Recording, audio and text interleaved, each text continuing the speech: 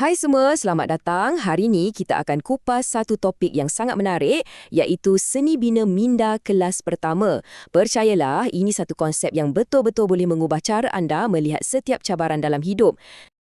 Okey, jom kita mulakan dengan satu soalan yang agak mendalam. Cuba anda fikirkan sejenak tentang cabaran paling besar yang anda tengah hadapi sekarang. Pernah tak anda terfikir, bagaimana kalau puncanya bukanlah dari faktor luaran, tapi sebenarnya ia bermula dari dalam diri kita sendiri? Menurut sumber yang kita kaji, jawapannya memang ada di situ. Puncanya datang daripada tabiat pemikiran kita.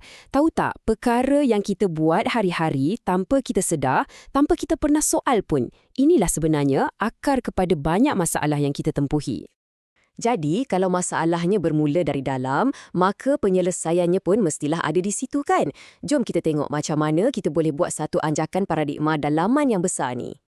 Inilah dia, konsep yang kita nak bincangkan ni dikenali sebagai minda kelas pertama. Dan ini penting ya, ini bukan sekadar suruh kita fikir positif sahaja. Tak, ia jauh lebih mendalam. Ia satu anjakan asas dalam cara kita memproses dan melihat realiti di sekeliling kita. Jadi, apa sebenarnya minda kelas pertama ni? Senang cerita macam ni lah. Ia satu perubahan. Daripada kita asyik salahkan faktor luaran, nasib lah, orang lain lah, kita alihkan fokus tu ke dalam. Kita kuasai perspektif dalaman kita. Sebab pada akhirnya bukan apa yang jadi pada kita yang penting, tapi bagaimana kita tafsir benda yang jadi tu. Okey, saya tahu konsep ni mungkin kedengaran macam abstrak sikit kan? Tapi sebenarnya ia dibina atas 3 tonggak utama yang sangat praktikal. Jom kita bedah siasat satu persatu. Dekat sini kita boleh nampak beza yang sangat ketara. Minda yang biasa ni, dia reaktif. Dia macam pasrah je pada nasib. Nampak cabaran tu sebagai satu ancaman. Tapi, minda kelas pertama pula, ia proaktif. Ia tak dikawal oleh keadaan sekeliling. Malah ia mencari peluang dalam setiap cabaran yang datang. Nampak tak bezanya? Baiklah, tonggak nombor 1, kuasai fokus dalaman. Maksudnya apa? Maksudnya, kita berhenti salahkan nasib atau cakap, alah, aku tak ada bakat. Tak, sebaliknya, kita ambil tanggungjawab 100% ke atas cara kita pandang sesuatu. Kitalah yang jadi pengarah untuk cerita hidup kita sendiri. Seterusnya, tonggak kedua, bina daya tahan. Daya tahan ni bukan sekadar tahan lasak tau. Ia lebih dari itu.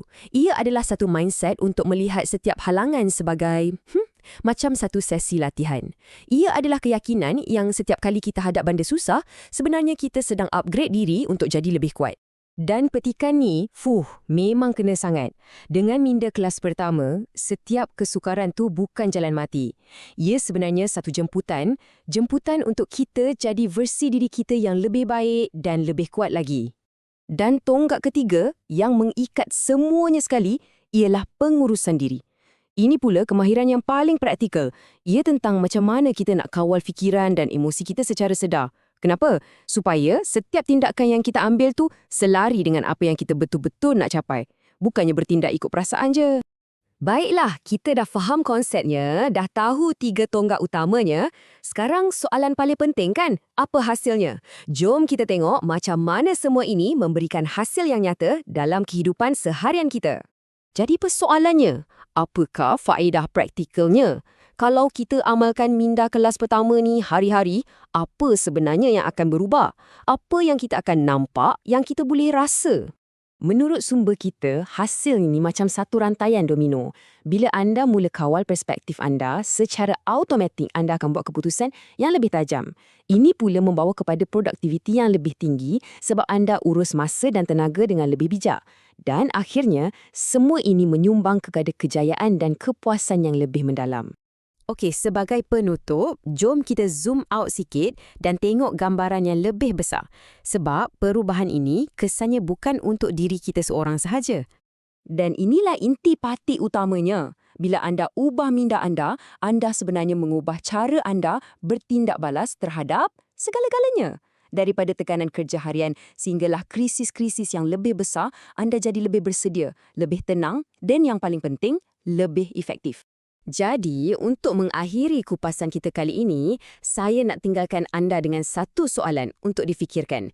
Cuba tanya diri anda, dalam kepala anda sekarang ni, Apakah satu tabiat pemikiran, satu je, yang mungkin anda tak pernah persoalkan sebelum ini, yang mungkin itulah yang sedang menahan anda daripada mencapai potensi sebenar anda? Fikir-fikirkanlah.